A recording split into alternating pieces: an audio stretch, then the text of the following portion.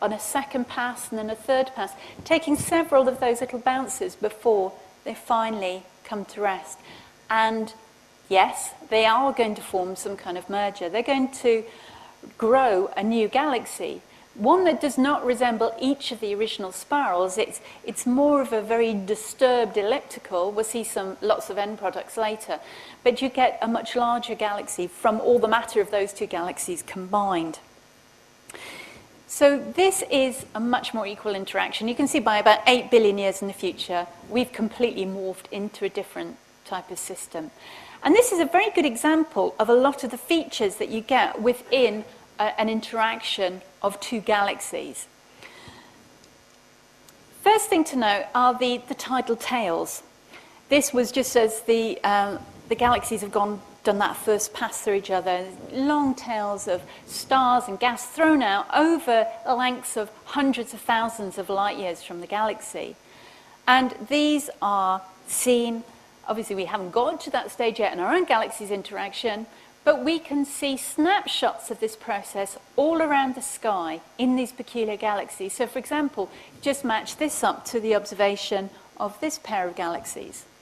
So we know that these simulations are not far off because we're continually comparing them to the data. So why am I calling, the other thing that's strange, as you will note, is it's not just the spiral. You can imagine the spiral arm closer to the other galaxy gets tugged more strongly. But why is there a tail left behind? Why do you have the tail stretched out in both directions? Why are there two tidal tails per galaxy? Well, that's the key indication is in the word tidal. Gravitational influence depends on mass, but it's an inverse square law, so it depends also very sharply with distance. If you go twice as far away, the gravitational strength drops by a quarter. And so you have a tidal fact that the gravity changes a lot across a galaxy. Let me explain. Here you've got a little spiral galaxy minding its own business, pottering through space. If it gets too close to another galaxy, it feels a gravitational attraction, say, along the line that joins them, and that deflects it slightly. You know, it doesn't have to pull it round, in this case, onto the galaxy, it just deflects it slightly. But the thing is, the gravitational field this galaxy experiences from that one varies according with distance. So, for example, the yellow stars on the near side are going to feel a much stronger gravitational pull than the body of the galaxy, which again feels a stronger gravitational pull than the stars on the far side, shown in blue.